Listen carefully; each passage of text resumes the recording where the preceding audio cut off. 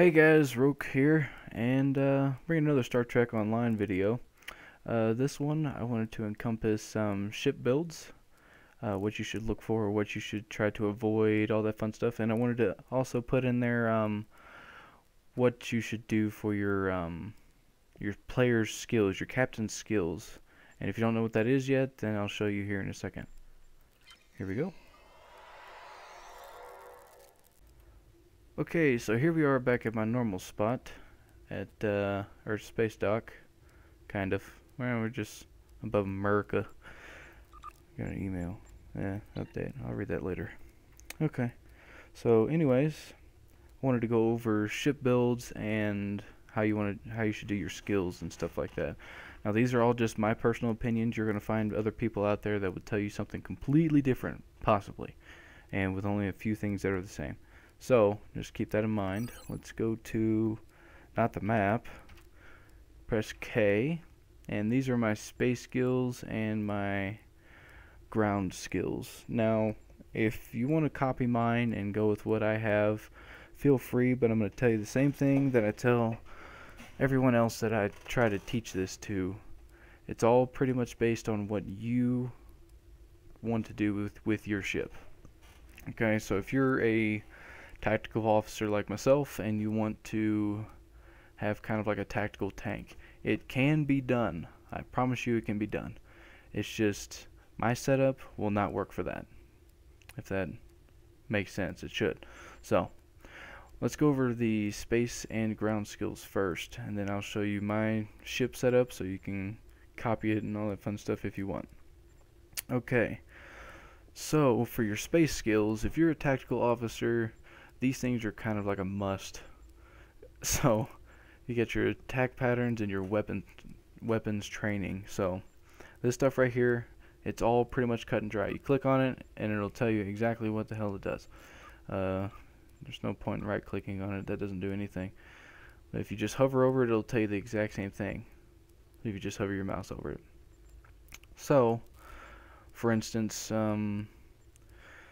stuff like that is pretty much, a must if you're a tactical officer. Like I said though, my opinion. This is all my personal opinion. So like, say you use projectile weapons. That's something that you want to look into. You want to make sure that that's full, and that's somewhat full. You don't have to fill that up. Now, if you don't know how this page works right here for your skills, look right here. See how it says Lieutenant, Lieutenant Commander, Commander, Captain, Admiral. Okay, so I have 52,000 points in 33,000. So what that's saying is that it requires 33,000, but I ended up putting 52,000 in it, and so on and so forth. This one requires 93, 173, 263, and 366. Okay. So, let's see.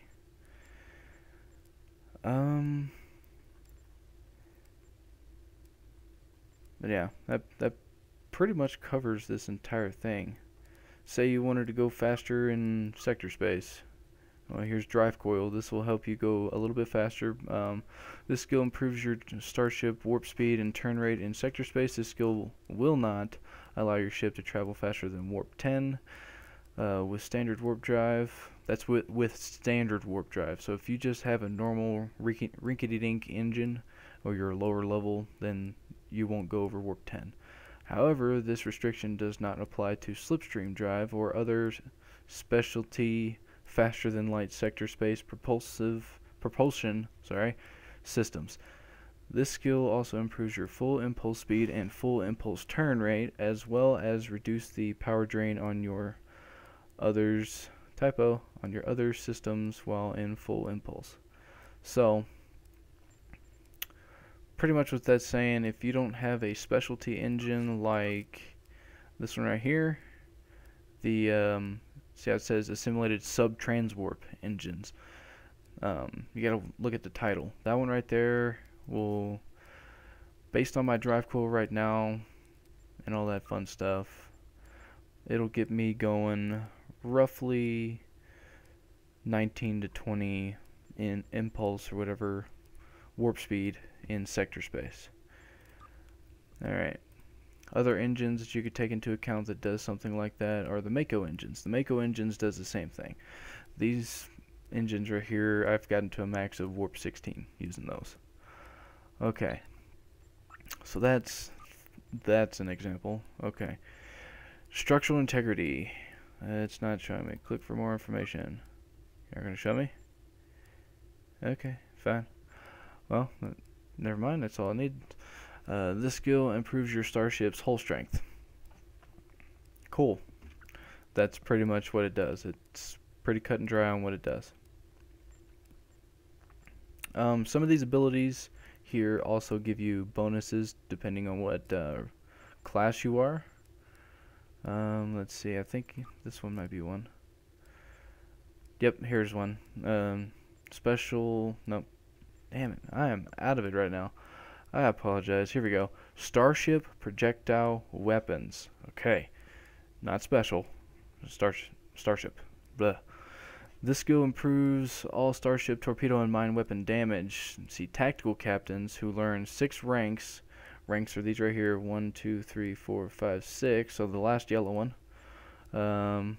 6 ranks of this skill will unlock the ability to train bridge officers in torpedo high yield 3 and mines dispersal pattern beta 3. Now, if you don't know what those abilities are, don't worry. Just give me time. I'm coming out with another video on bridge officers and how they work and how they can help you and all that fun stuff. Okay, so that's just an example. Some of these abilities will help you out and stuff like that. Think starship hull plating. One of these does something for engineering. Yeah, starship shield performance. Engineer captains who learn 6 ranks of this skill will unlock the ability to train bridge officers and extend shields 3. Yay. So your captain can train your bridge officers. That is a thing. It exists. Just like oh, I don't know. What am I trying to say? I've been up for, I don't know, 15, 16 hours. I work night shifts, so I lost my train of thought. Okay, so these things help you out in a lot of ways. Just, you need, like I was saying earlier, you need to make sure you set it up that it'll benefit you with the stuff that's on your ship, the bridge officers you have,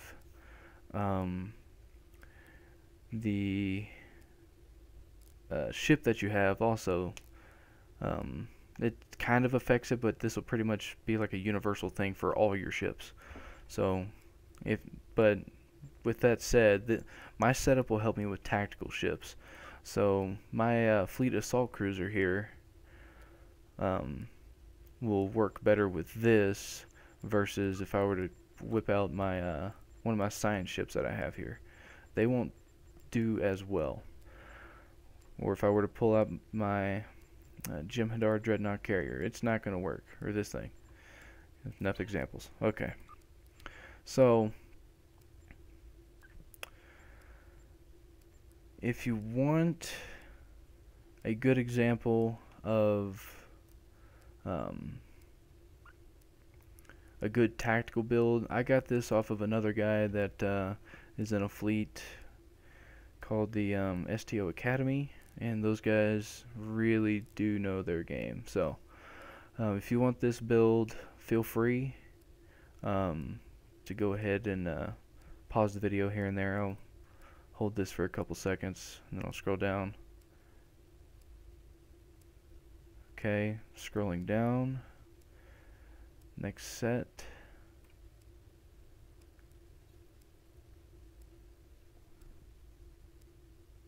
Okay, scrolling down, and here's the ground stuff.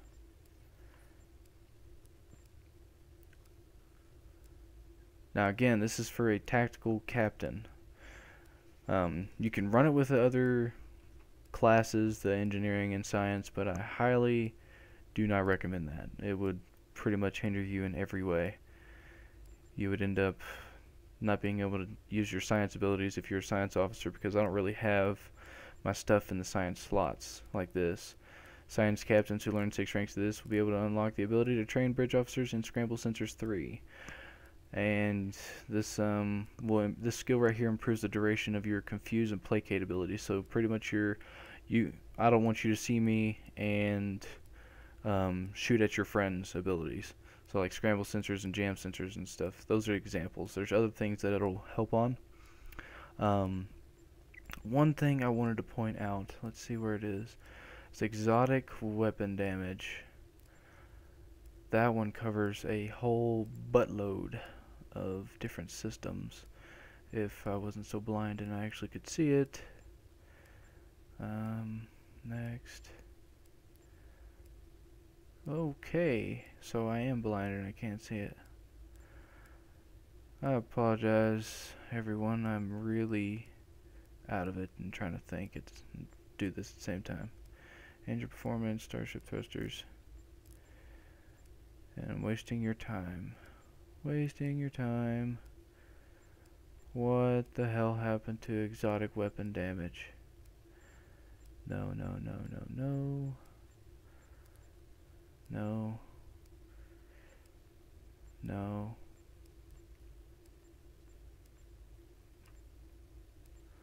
Okay, well, if you find it, it's one of these freaking abilities. I don't know what happened to it. I guess they took it out. What that skill did was it would improve your damage from like ejected warp plasma, exotic types of beam weapons and stuff like that. So warp plasma, anti-proton beams, I think, was one of them that it would help with. There was also that other plasma stuff. It's green and looks like a giant fart cloud from South Park or something. And then there was the ion gas clouds that it would help with. And it would also help with, for exotic damage, to do like I don't want to say it wrong, but the aceton beam and the tachyon beam. Pretty sure it would help with those two. So yeah, if your computer has it and is showing it, kudos to you, because I'm too out of it to see it. So that's that. Alright, so let's go to my ship setup. Now as you can see, I'm running all of the same types of weapons here. And I have quantum in the front and quantum in the back. This is also an anti-proton weapon right here. Everything is anti-proton. Now the reason why I have anti-protons is mainly because I like them, but you can make these into the strongest weapons in the game. There's a reason why they cost a lot. So, with that said, there's another point I want to make, that if you mix different colors of weapons, people are going to start telling you that you have a rainbow boat, and they're going to tell you to go hop on the reading rainbow and stuff like that.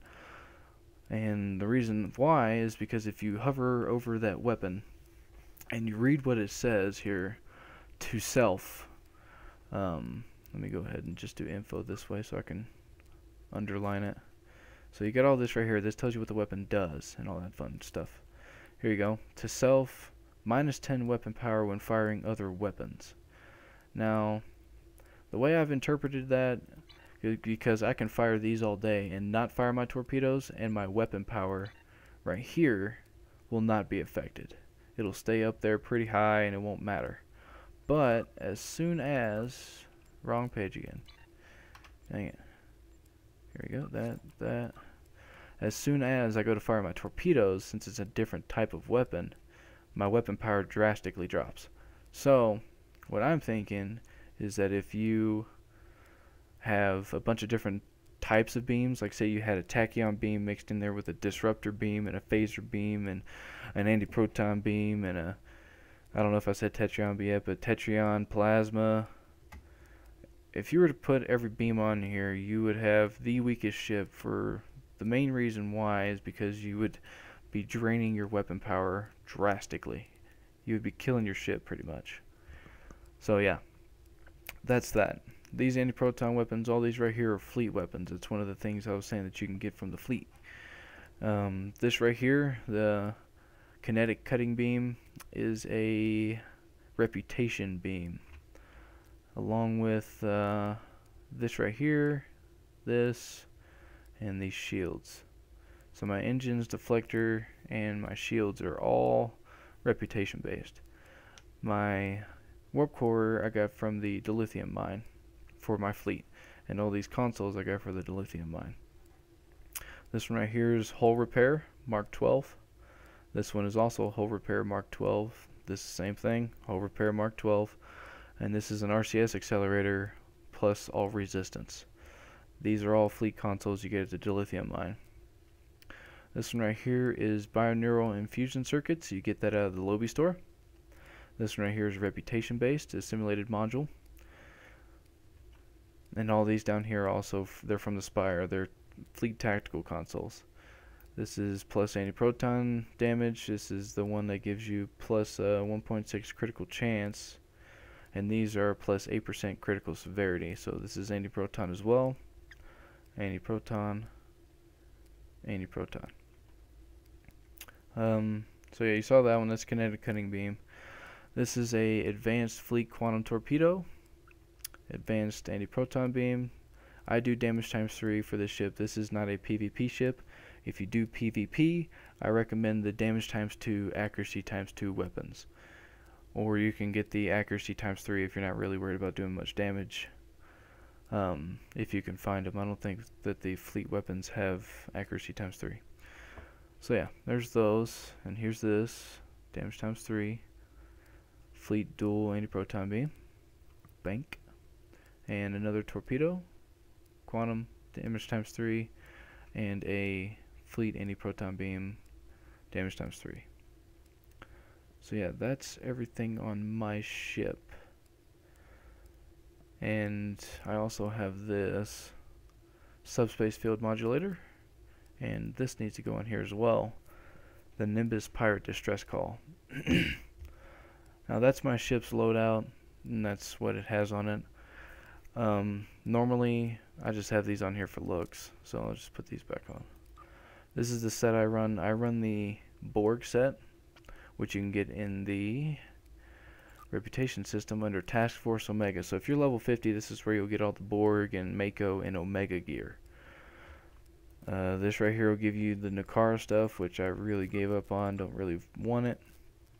This will give you the Romulan and Riemann space sets, and Elite Scorpion fighters, and all kinds of fun stuff. So if you're looking for sets, this is where you'll find them. This is a very rare Riemann space set, Deflector. Just an example. Dyson Joint Command will give you the Dyson set, which is really flashy looking. It's not really good for PvP depending on how you set up your ship. If you set your ship up to have really good shields, then yes, it is perfect. If you set your ship up for very good hull strength and stuff like that, and constantly regening your hull, the Omega stuff is where you need to go. Counter Command. Let's look at that set. And I'll give you my battle cruiser setup as well.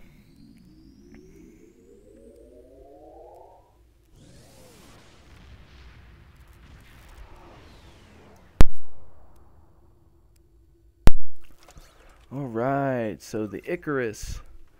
Whoops. Now this one's running the Undine set, which is the counter command stuff. So if you want to see what I'm using on this ship, I'll just hover over these real quick. Okay, there's that.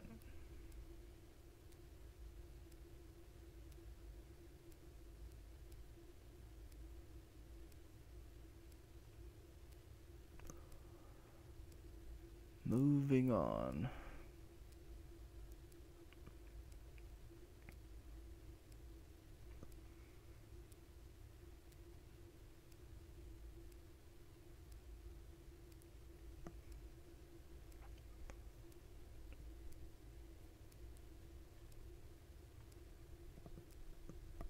So quiet.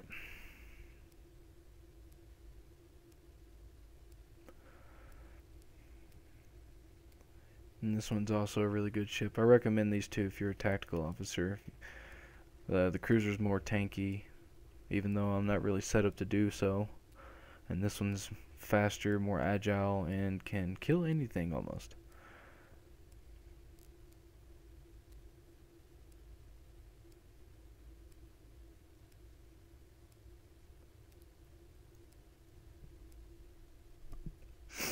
down here I'm pretty much running the same thing. You might be wondering why I have this console and not one of these again.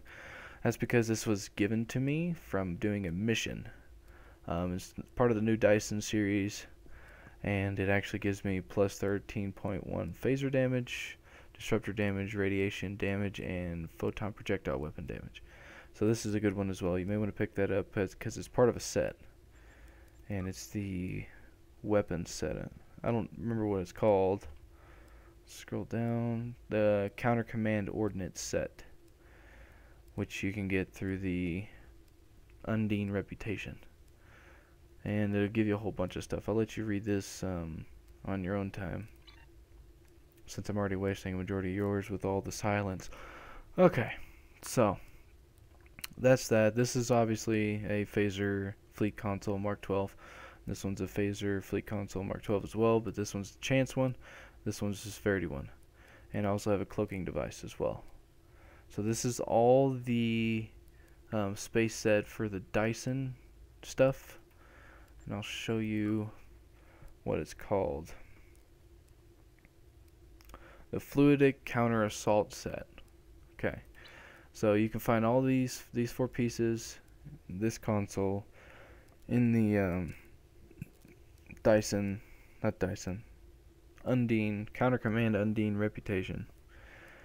Alright, so thanks for watching. If you like what you saw, leave a comment below, hit the like button. Also leave a comment below if you didn't really get much out of this video. I'll be sure to make it better in the future, and I'll be sure to answer any of your questions if you leave any below.